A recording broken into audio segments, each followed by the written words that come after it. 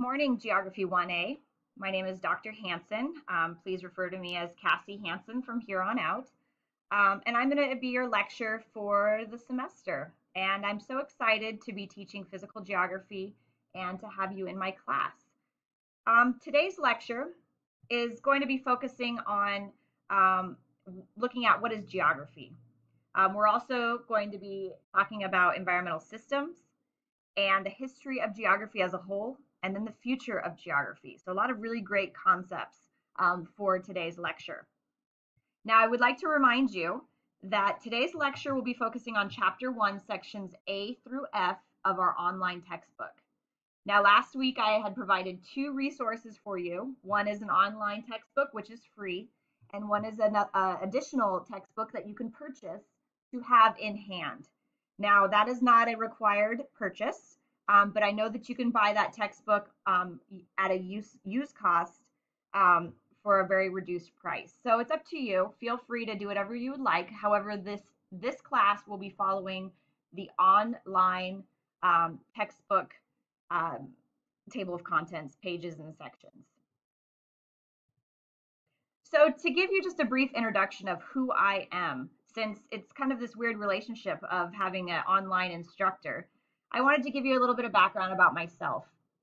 So my name is Cassie Hansen. I was born and raised in Mount Shasta, California, so somewhat of a local girl.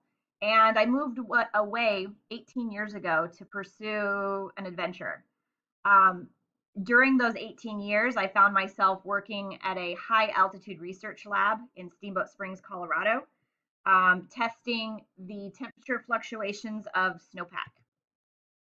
I also found myself living in various places around the world, such as Portugal, Norway, Sweden, France, and also spent some time in Japan traveling around.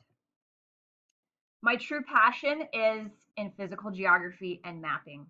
I think it's something special to be on a mountain, breathing the cold, thin air, and seeing what life is like at that altitude. It's pretty amazing. So I spent a lot of time in my childhood and also in my adult ages trekking around mountains, camping in snow, and doing a lot of backcountry skiing.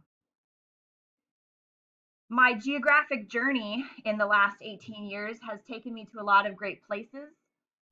As a student at Humboldt State, I would take advantage of summers and any time off to go and explore. But as a student who is putting herself through school, I always had to do that in the means of finding a job. So the idea was to find a job in a really cool location and I could learn a lot. So my first real experience was working as an EMT backcountry ranger at Devil's Postpile National Monument. And this is what we're looking at, these photos of Devil's Postpile. These are columnar basalt pillars that are created by nature. And then the tops of these pillars were smoothed down by glaciers. So if the sun would shine on them perfectly, they look like kitchen tiles and you could see the striations of the glaciers. Now, in that 2 minutes that I used to describe these photos, I talked about 4 or 5 major concepts for physical geography that we will be talking about this semester. Rock formations, rock types, glaciers, glacial erosion, and also climate.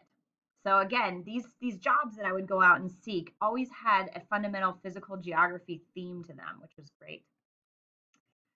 After working at Devil's Postpile, again, I wanted to take advantage and go see a new area of the world.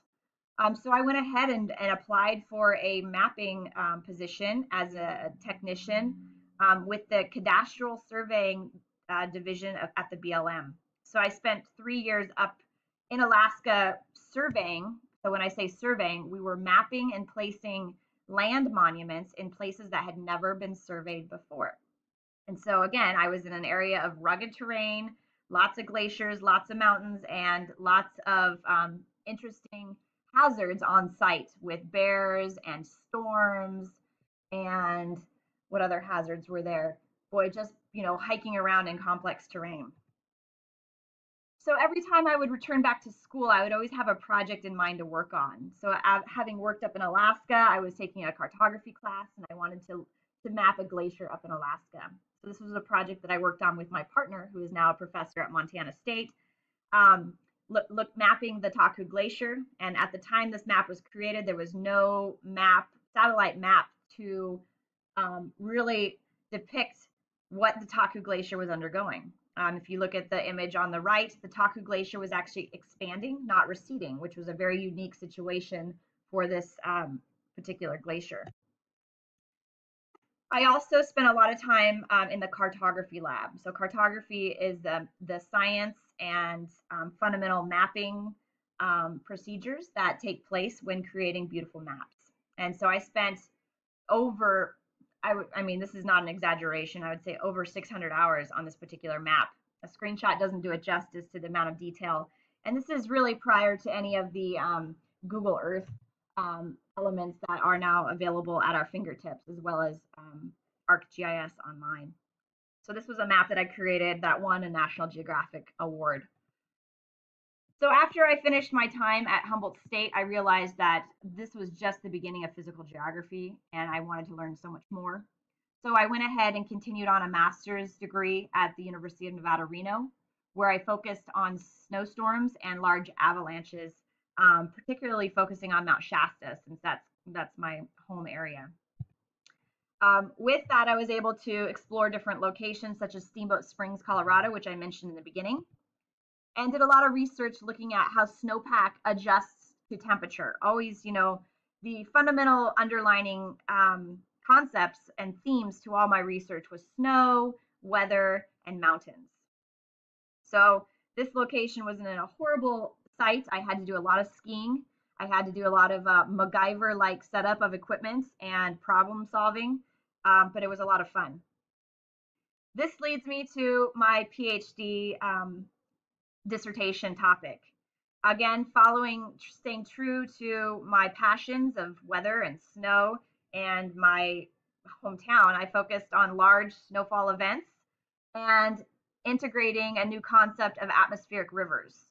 So atmospheric rivers is somewhat of a new concept that we've applied to circulations that we have known as the Pineapple Express. But there's so much more that we know about atmospheric rivers based on the technology that we have at our fingertips. So what you're seeing here on this image is these large, very thin channels of moisture that come out of the tropics and that are sitting about 1 kilometer above the Earth's surface. So they're very long chains of moisture. And think of it as this like direct pipeline or hose that allows for moisture to be transported to high latitudes. And so this was the idea of atmospheric rivers. Now we know that atmospheric river moisture exists at low levels, but my research looked at how that moisture made it to mid-level and why that mid-level was important for moisture transport to places like Mount Shasta. In the meantime, while I was finishing up my dissertation, I also helped get a startup company called FireWhat on the map, looking at fire incident response mapping and integrating real-time GIS into damage collection. So this last week, I've been down on the Clayton Fire in Lake County, assisting with CAL FIRE with rapid damage assessment and collection in real time. So as we go through the semester, I will be talking about these particular topics, but that's just a little bit of background about myself. One thing that I would like to add about these lectures is that I'm going to make them into 15-minute blocks.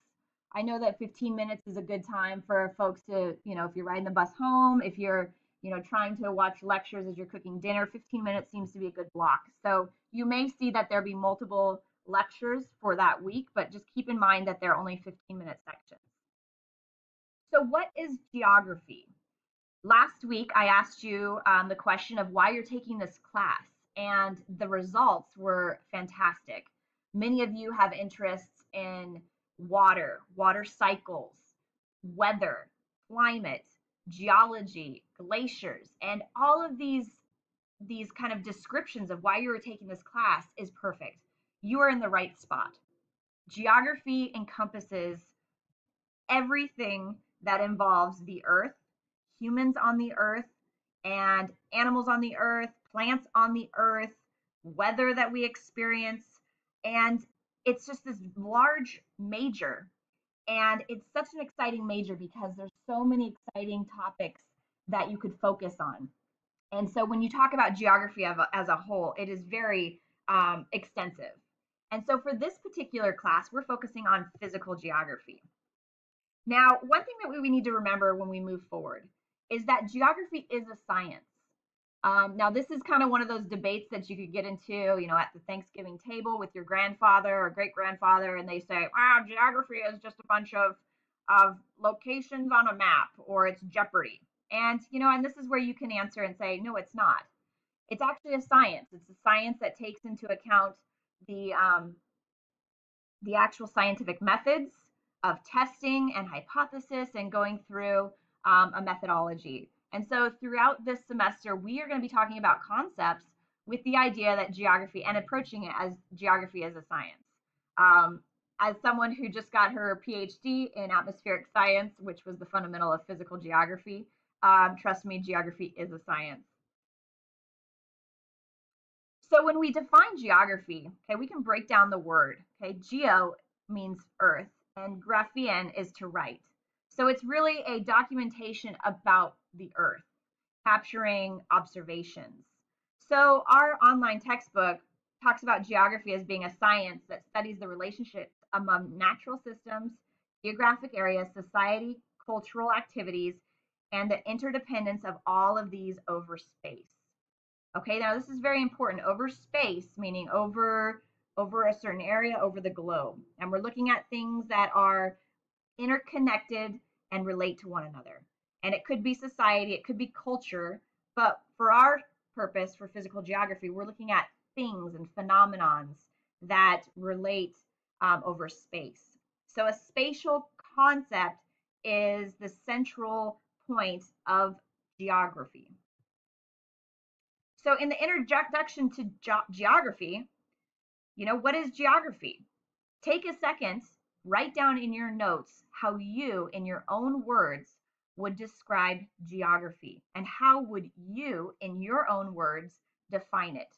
And this is going to be part of the discussion question for this week. I don't want something taken out of a Google search. I want you to use your own words. For me, geography is a spatial and/or temporal science that studies a phenomenon on or near the surface of the earth. Okay, and that phenomenon, to me, for my background, is atmospheric rivers. Okay, and it's this spatial element that exists, transporting moisture from the tropics to mid-latitudes, so up to Mount Shasta, over time. These atmospheric rivers transport moisture over a series of days, but it takes weeks for them to build up. So that's my own personal definition. I want to hear from you. What is your definition of geography, and how would you define it based on your own past experience, just being a human on Earth, being in this spatial element? So to get into the history of geography, it stems back thousands of years. I mean, honestly, geography is something that if you live on Earth, you're experiencing it. And so ancient civilizations such as the Egyptians, the Chinese, and the Phoenicians, also experienced and wrote down their first geographic documentation. What was life like in their cities? What was life like with their colonies? What was the cultural happenings at that time? But most important for us is what physical changes were taking place. Observations such as temperature, observations such as rivers and plants and vegetations. And so we're nearing the end of this lecture series for the 15 minutes. So I'm going to go ahead and publish this one here, and the next one will take off just where we left off.